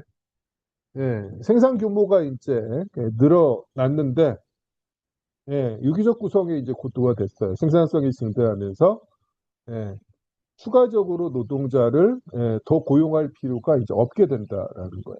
그래서 이미 있는 노동자들을 이제 쫓아내는 거는 눈에 보이지만, 생산 규모는 커졌는데 추가적으로 노동자를 고용하지 않거나 아니면 이제 생산 규모 확대에 대해서 극히 일부만 고용하는 이런 상황들이 이제 벌어지게 된다라는 거죠. 예, 우리가 이제 경험하는 건 이런 상황들이 이제 후자의 경우가 이제 훨씬 예, 예, 자주 확인할 수 있게 된다라는 거죠. 그래서 결국 뭐다? 자본주의적 생산 양식의 특유한 인구 법칙이다라는 거죠. 노동자들이 열심히 일하면 일할수록 자기 스스로를 불필요하게 만드는 그런 이제 과정이 될 수밖에 없다라고 지금 이야기하고 있는 거예요. 예. 그게 이제 그 지배계급 그리고 이제 부르주아 경제학자들의 눈에는 이제 어떻게 보이느냐라는 거죠. 예. 그래서 이제 뭐 멜서스의 인구론이라는 게 이제 어디서 나왔느냐라는 거죠. 예. 인구가 너무 많아서 예. 사회가 그것을 따라가지 못한다라는 형태로 나타나고 있지만 사실은 뭐다? 자본의 유기적 구성이 이제 고도화되는 과정에서 자본가들의 입장에서 점점 쓸모없는 존재들이 이제 증가하는 형태로 이제 나타날 뿐이다라는 거예요. 그래서 이걸 이제 정반대로 설명하고 있다라는 거죠. 그런 내용들이고요. 이렇게 이야기하죠. 자, 멜서스가 어떤 식으로 이야기하느냐라는 대단히 이제 부정직하게 이야기하는 거죠. 예. 노동 인구의 일부가 상대적으로 너무 많아진 게 아니라 노동 인구의 절대적 번식 과잉이라는 식으로 설명했다라는 거. 이게 우리가 알고 있는 그 멜서스의 이제 인구론인데 사실 그 실체는 오늘 우리가 이제 공부하고 있는 자본의 유기적 구성의 고도화에 따른 상대적 과잉 인구의 증대 때문이다라는 거죠. 자, 이런 내용들이고요. 네. 그 다음에 이제 또 어떤 일들이 이제 벌어지는가라는 것들. 여기서 이제 또 중요한 이야기들을 하고 있어요. 자본가가 투하하는 이제 가변 자본의 크기와 예, 예, 그 고용되는 이제 노동자들의 수가 반드시 비례하지 않는다라는 얘기가 나와 있거든요. 자, 이제까지부터 보도록 하겠습니다. 유미리 씨 가능하실까요? 네, 이제까지 우리는 가변 자본의 증감은 취업 노동자 수의 증감과 정확히 일치한다고 가정했다. 그러나 가변 자본이 증가할 때 또 자본의 지배 아래에 있는 노동자의 수는 불변이거나 심지어 감소할 수도 있다. 개별 노동자가 더욱 많은 노동을 제공하고 따라서 그의 임금이 증가하는 경우 그렇게 된다. 노동의 가격, 1시간 노동에 대한 보수는 불변이든가 심지어 떨어지더라도 그 인하 속도가 노동량의 증대 속도보다 느리기만 하면 임금은 증가한다. 이런 경우 가변 자본의 증가는 더 많은 노동량의 지표는 되지만 더 많은 수의 취업 노동자의 지표로는 되지 않는다. 일정한 노동량을 더 많은 수의 노동자로부터가 아니라 더 적은 수의 노동자로부터 짜내는 것이 만약 그 비용이 대체로 같다면 모든 자본가에게 절대적으로 유리하다. 전자의 경우에는 불변 자본, 공장, 건물, 기계 같은 것들의 지출이 노동자 수에 비례해 증가하지만 후자의 경우에는 이보다 훨씬 적게 증가한다. 생산 규모가 커지면 커질수록 이 동기, 불변 자본의 절약이라는 것은 그만큼 더 결정적인 의의를 가지게 된다. 이 동기는 자본의 축적에 따라 증가한다. 이것도 이제 의미심장한 얘기죠.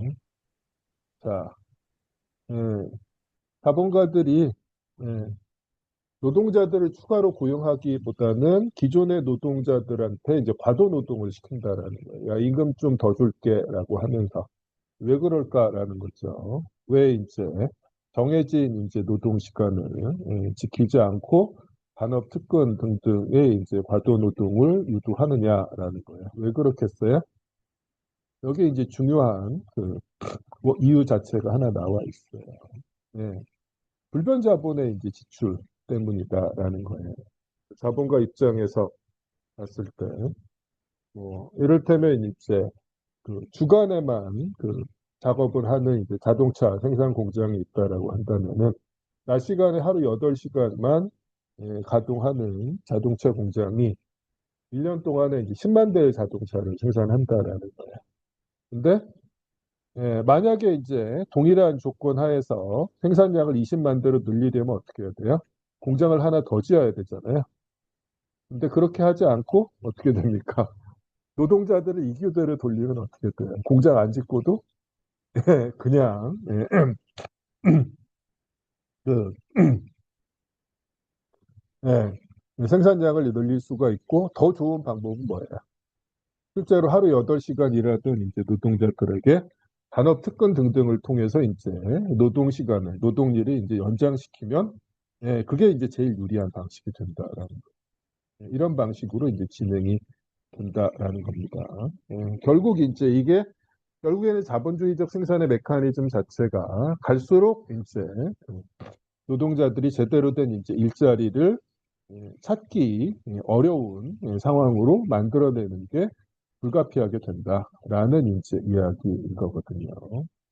자, 그래서 이제 어떻게 되는가라는 얘기가 나와 있습니다. 자, 여기서부터는 차윤옥 씨가 읽어주십시오. 이미 본 바와 같이. 이미 본 바와 같이 자본주의적 생산 방식과 생산 방식의 발전과 노동 생산성의 발전, 이것은 축적의 원인인 동시에 결과다. 으로 자본가는 개별 노동력의 착취, 외연적 또는 내포적 착취를 증대시킴으로써 종전과 동일한 양의 가변 자본의 지출로 더 많은 노동량을 움직이게 할 수 있다. 또 앞에서 본 바와 같이 자본가는 숙련 노동자를 미숙련 노동자로, 성숙 노동자를 미성숙 노동자로 교체함으로써 동일한 자본 가치로 더 많은 노동력을 구매한다. 그리하여 축적이 진행됨에 따라 한편으로 더 큰 가변 자본이 노동자의 수를 증가시키지 않으면서 더 많은 노동력을 운동시키며, 다른 한편으로 같은 크기의 가변 자본이 같은 양의 노동력으로 더 많은 노동량을 운동시키며, 그리고 끝으로 더 숙련된 노동력 대신 질 낮은 더욱 큰 수의 노동력을 운동시킨다. 그러므로 상대적 과잉 인구의 생산 또는 노동자들의 풀려남은 축적의 진전에 따르거나 이것에 의해 촉진되는 생산 과정의 기술적 변혁보다 더욱 급속히 진행되며, 또 기술적 변혁에 대응하는 불변자본 부분에 대비한 가변자본 부분의 상대적 감소보다 더 급속히 진행된다. 생산 수단은 그 규모와 작용력이 증대함에 따라 노동자들의 취업 수단이 되는 정도가 훨씬 줄어드는데, 이 관계 자체는 노동 생산성이 증대함에 따라 자본은 노동자에 대한 수요보다 더 급속하게 노동의 공급을 증가시킨다. 는 사실에 의해 다시 수정된다. 이리하여 노동자 계급 중 취업자들의 과도노동은 그 예비군을 증가시키고, 거꾸로 예비군이 경쟁을 통해 취업자들에게 가한 압박의 강화로 취업자는 과도노동을 하지 않을 수 없고 자본의 명령에 복종하지 않을 수밖에 없다.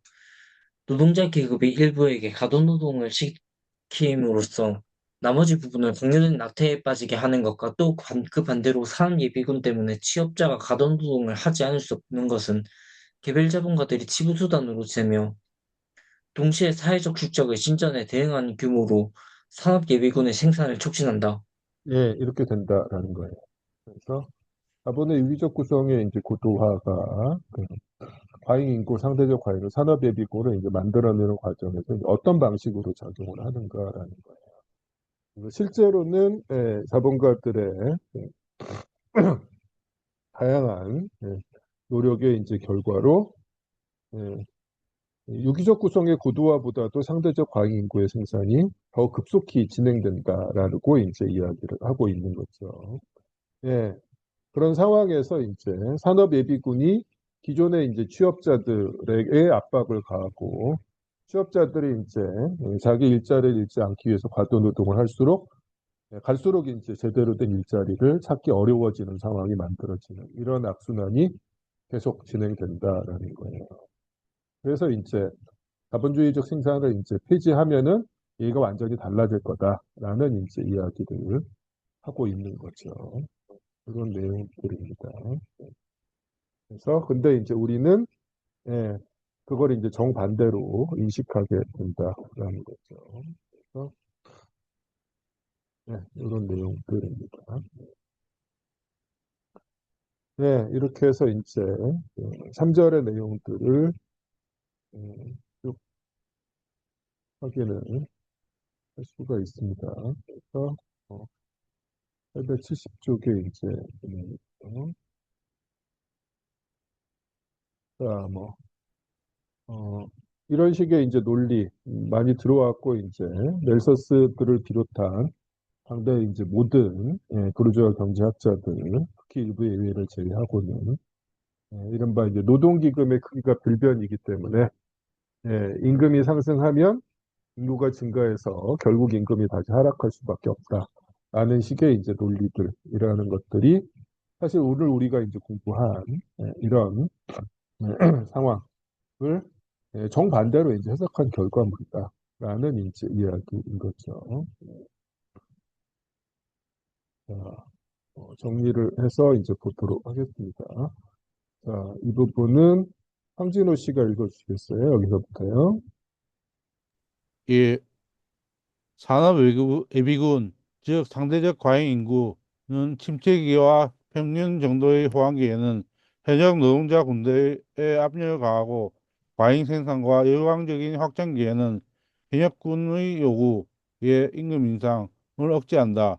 따라서 상대적 과잉 인구는 노동의 수요와 공급의 법칙이 작용하는 배경이며 이 수요 공급 법칙의 작용 범위를 자본의 노동자에 대한 착취 효과, 지배욕에 절대적으로 유리한 한계 안에 국한시킨다. 이제 경제학적 변호론을 훌륭한 법적 중 하나로 돌아가도록 하자. 우리가 기억하고 있는 바와 같이 새로운 기계의 도입 또는 낡은 기계의 확장에 의해 가변 자본의 일부가 불변 자본으로 전환되면 경제학적 변호론자들은 자본을 기계에 묶어놓고 또 바로 그렇게 함으로써 노동자를 풀려나게 하는 이 활동을 정반대로 노동자들을 위해 자본을 풀려나게 하는 것이라고 해석한다. 이제야 비로소 우리는 변호론자들이 얼마나 파렴치한가를 완전히 알 수 있다.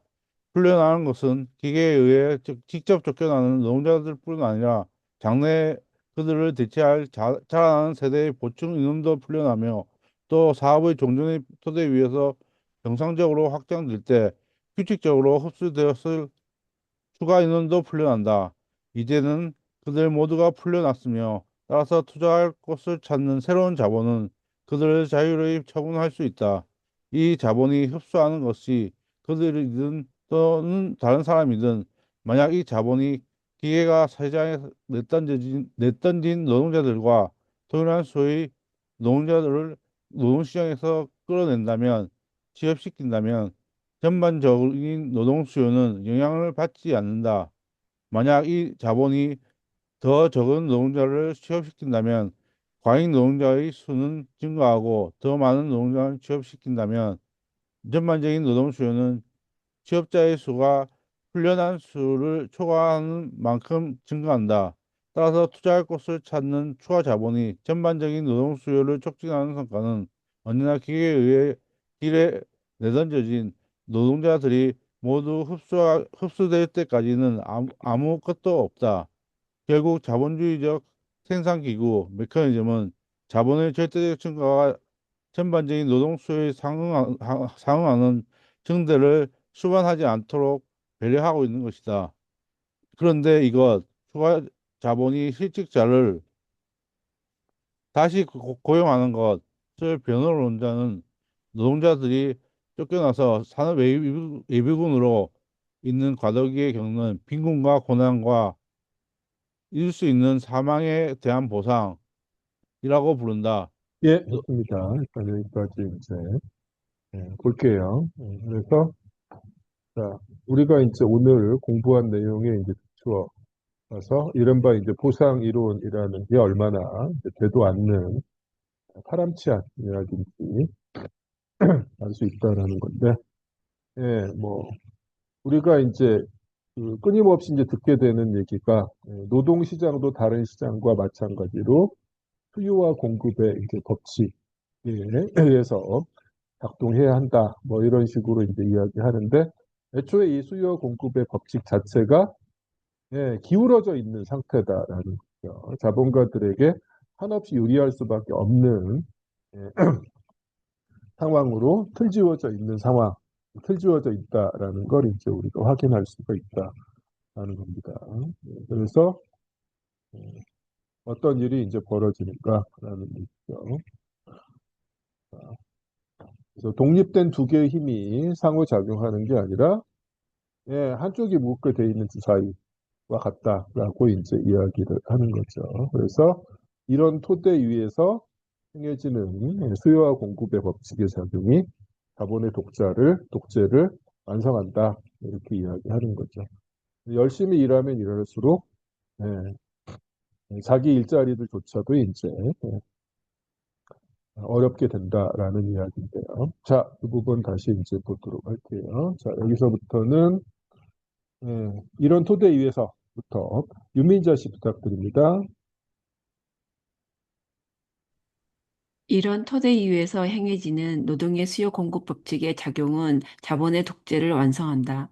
그럼으로써 자기들의 기능조차 그만큼 위태롭게 되는 이유에 대한 비밀을 알게 되자마자 두 줄 위에서 그럼으로부터 있어요. 그러므로 노동자들이 일을 많이 하면 할수록 타인의 부가 그만큼 많아지며 그리고 그들의 노동 생산성이 증가하면 할수록 자본의 가치 증식 수단으로서 자기들의 기능조차 그만큼 위태롭게 되는 이유에 대한 비밀을 알게 되자마자 또 그들이 자기들 사이의 경쟁 강도는 전적으로 상대적 과잉 인구의 압력에 달려 있다는 것을 알게 되자마자 또 그들이 자본주의적 생산의 그 자연 법칙이 자기들 계급에 미치는 파멸적 영향을 제거하거나 약화시키기 위해 노동조합 설립 등을 통해 취업자와 실업자 사이에 계획된 협력을 조직하려고 노력하자마자 자본과 그들 아청꾼인 정치 경제학은 영원한 그리고 이른바 신성한 수요 공급 법칙에 대한 침해라고 떠들어댄다. 취업자와 실업자 사이의 어떤 단결도 그 법칙의 조화로운 작용을 교란시킨다는 것이다. 그러나 이런 다른 식으로 한편, 이야기하는 예. 거죠. 자, 그 다음부터 조금 다른 얘기인데 이거 마저 읽어주십시오. 그러나 다른 한편으로 예컨대 식민지에서 불리한 사정들이 산업예비군의 형성과 이에 따르는 자본가 계급에 대한 노동자 계급의 절대적 종속을 방해하자마자 자본은 자기의 세속적인 산초판사, 아첨하는 경제학자와 함께 수요 공급의 신성한 법칙에 반기를 들고 강제수단의 국가 개입을 통해 그 법칙의 작용을 저지하려고 한다. 그 마지막 읽으신 문단은 지금 우리가 이제 공부하고 있는 내용하고는 이제 조금 다른 이야기라서 제가 끊어서 읽어주시라고 부탁을 드렸는데요. 어쨌거나 이른바 노동시장의 수요 공급 법칙의 이제 실체를 이제 여기서 이야기하고 있고요. 그다음에 이제 마지막 문단은 우리가 마지막 시간에 일권의 이제 마지막 장에서 나오는 이야기예요. 수요 공급의 법칙을 그토록 외치는 부르주아 경제학자들과 자본가들이 정작 이제 자기들이 필요할 때는 어떤 짓을 했는지라는 이야기였습니다. 예, 좋습니다. 3절 여기까지 할게요. 예, 뭐 더 하실 말씀 있으시면 해주시고요. 그 다음에 이제 4절로 넘어갑니다. 자, 읽다 보면 이제 여러분이 확인하실 수가 있는데, 막스가 이야기하는 이제 상대적 과잉인구라는 개념은 흔히 이야기하는 이제 실업자하고 동일한 개념이 아닙니다. 훨씬 그 광범위한 개념이에요. 그리고 훨씬 이제 정확한 개념이기도 하죠. 예, 뭐, 단순하게 요약을 하자면 이런 거예요. 노동 능력이 있고 기꺼이 자신의 노동력을 상품으로 판매하고자 하지만 제대로 된 일자리를 구할 수 없는 노동자는 전부 다 상대적 과잉 인구에 속합니다. 그래서 흔히 이제 불안정 노동이라고 불리는 이런 그 영역에 이제 속하는 노동자들이 상대적 과잉 인구에 이제 포함이 돼요. 아예 일자리가 없는 경우뿐만 아니라 안정적이지 못한 일자리를 가지고 있는 노동자들은 전부 다 이제 여기에 포함이 됩니다. 그리고 이렇게 봐야 이제 자본주의 경제가 작동하는 과정에서의 노동계급의 현실을 정확하게 이제 볼 수가 있는 거죠. 그래서 막스가 이제 사절에서 상대적 과잉 인구를 이제 크게 네 가지로 이야기합니다. 여기서 이제 세 가지라고 이야기하는 건데 유동적 형태, 잠재적 형태, 정체적 형태를 이야기하는데 잠재적 형태는 주로 이제 농촌 인구를 이제 이야기하는 거고요. 유동적이라고 이야기했을 때는 산업순환, 주기적인 이제 후황과 공황, 불황에 따라 가지고 끊임없이 이제 취업했다가 다시 이제 떨려나게 되는 이런 상황이고 정체적인 형태는 거의 제대로 취업하지 못하는 그리고 취업하더라도 이제 단기간만 취업하게 되는 이런 상황이고요. 그 다음에 이제 그것과 별도로 사실상 이제 네 번째라고 이야기하는 게 이제 상대적 과잉 인구의 최하층으로 이제 구호 빈민을 이야기하고 있습니다. 예. 그래서 최종적으로 이제 어떻게 되느냐 이렇게 된다라고 이야기합니다. 자, 이 장의 이제 제목이 자본주의적 축적의 일반 법칙인데요. 그게 뭐냐라는 거죠. 877쪽에 하단에 이제 나와 있습니다. 자, 몇 가지 문단을 같이 읽고 오늘 마치도록 할게요. 이소미 씨 부탁드립니다. 사회의 부, 기능하는 자본, 기능 자본 증대의 규모와 활력, 이리하여 또 프롤레타리아트의 절대수와 그들 노동의 생산력이 크면 클수록 산업 예비군은 그만큼 더 커진다. 자본의 확장력을 발전시키는 원인들, 바로 그것이 또한 자본이 마음대로 이용할 수 있는 노동력을 증가시킨다. 다시 말해, 산업 예비군의 상대적 크기는 부의 잠재적 활력과 함께 증대한다. 그런데 이 산업 예비군이 노동자 현역군에 비해 크면 클수록 고통스러운 노동을 하지 않으면 더욱 빈곤해지는 고정적 과잉 인구는 그만큼 더 많아진다. 끝으로 노동자 계급의 극빈층과 산업 예비군이 크면 클수록 공식적인 구호 빈민은 그만큼 더 많아진다. 이것이 자본주의적 축적의 절대적 일반 법칙이다. 다른 모든 법칙과 마찬가지로 이 법칙도 이것의 실현에서는 여러 가지 사정에 의해 수정되는데 이런 사정을 분석하는 것은 여기에서 우리의 관심사가 아니다. 예, 좋습니다. 결론은 뭐예요? 자본주의가 발전하고 그 과정에서 노동자들이 열심히 노동하면 할수록 더 암담해진다라는 이야기잖아요. 그죠? 예. 근데 뭐 최근에는 이제 뭐 전 세계적으로 어디를 막론하고 뭐 이 법칙에 대해서 이의를 제기하는 게 쉽지 않을 거예요. 지금 우리가 이제 실제로 경험하고 이제 목도하고 있는 상황이니까. 근데 막스가 이야기하기를 이제 여러 가지 사정에 의해서 이제 수정될 수 있다. 그 실현에서는 이렇게 했는데 실제로 한때는 그랬거든요. 막스가 이야기하는 이 법칙이 맞지 않다. 막스가 너무 이제 종말론적인 얘기, 비관적인 얘기를 하고 선량한 사람들을 선동하기 위해서 과도한 주장을 했다라는 얘기를 대단히 많이 했었다라는 거예요. 이른바 이제 2차 대전 이후에 선진국들, 제국주의 국가들이 장기 호황을 구가할 때 노동자들의 처지가 그나마 괜찮았어요. 어떤 정도였어요? 우리가 1절에서 봤던 것처럼 그나마 유리한 조건. 축적이 진행되면서 노동자들의 이제 임금이 상승하고 살림살이의 여유가 있어지는 이런 상황이었다라는 거죠.